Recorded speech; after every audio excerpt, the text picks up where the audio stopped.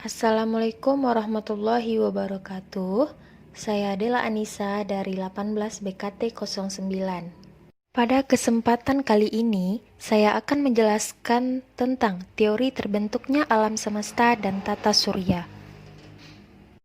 Baiklah, yang pertama kita akan membahas tentang terbentuknya alam semesta.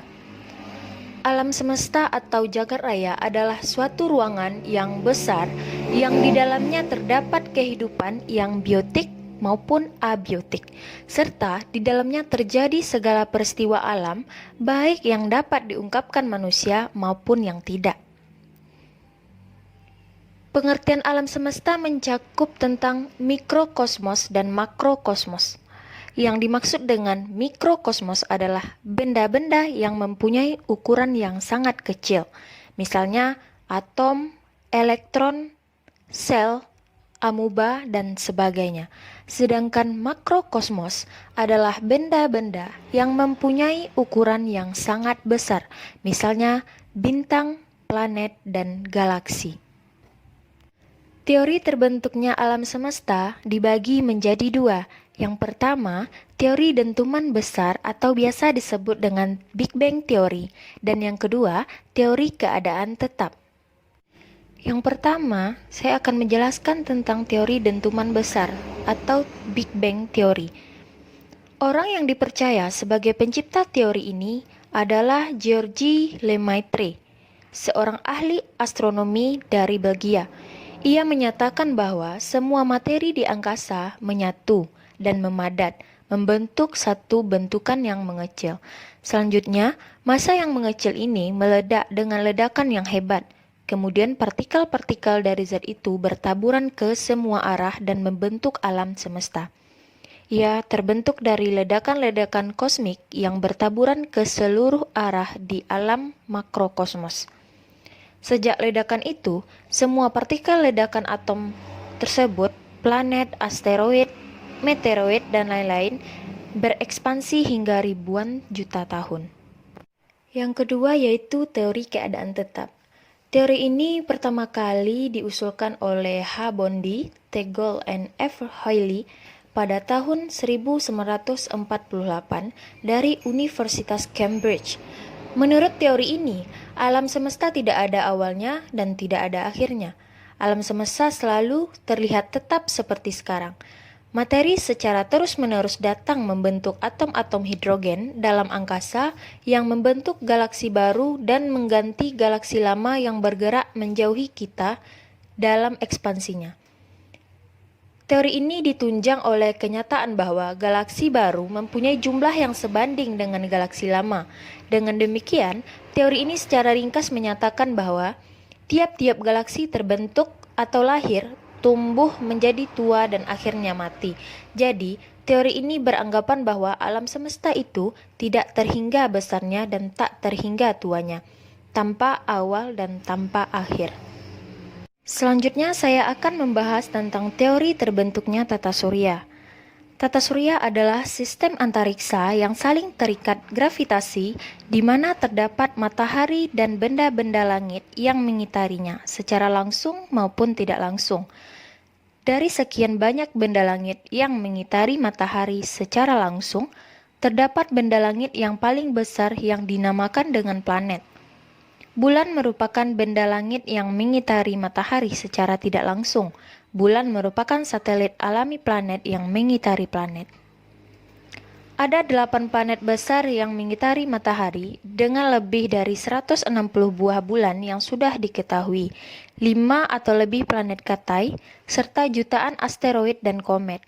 Secara bersama-sama, semua benda langit tersebut membentuk tata surya yang menempati ruang angkasa dengan diameter 15 triliun kilometer.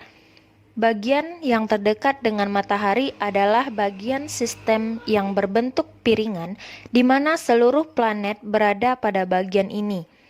Pada daerah yang lainnya yang jauh dari matahari, terdapat awan Oort, yakni daerah berbentuk bola yang menjadi tempat kedudukan komet. Teori terbentuknya tata surya. Di sini saya mengambil 5 teori terbentuknya tata surya. Yang pertama, teori nebula atau teori kabut, teori planetesimal, teori pasang surut, teori bintang kembar, dan terakhir teori awan kabut. Yang pertama, teori nebula atau teori kabut.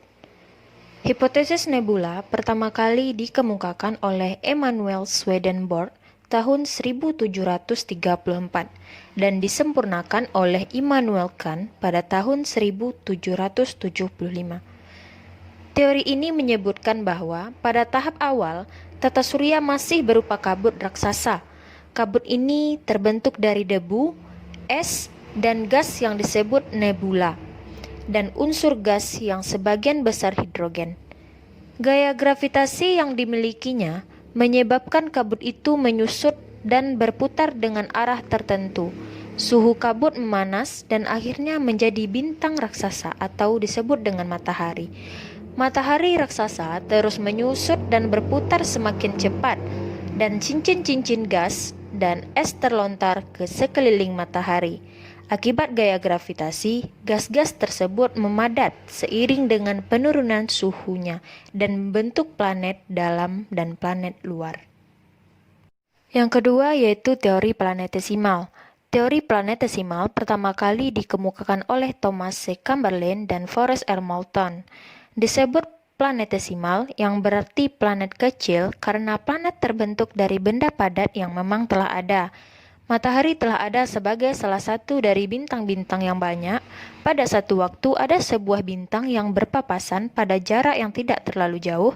Akibatnya terjadi pasang naik antara bintang dan matahari.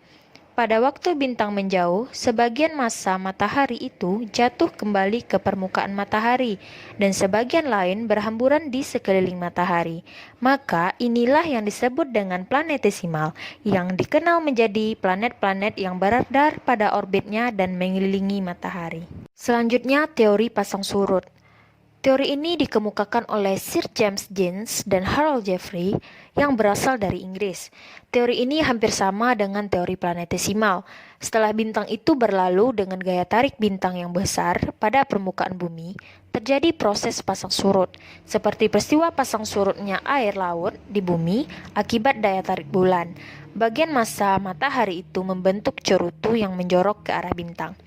Bersamaan dengan semakin menjauhnya bintang itu, mengakibatkan cerutu itu terputus-putus, membentuk gumpalan gas di sekitar matahari dengan ukuran yang berbeda-beda. Gumpalan itu membeku dan kemudian membentuk planet-planet.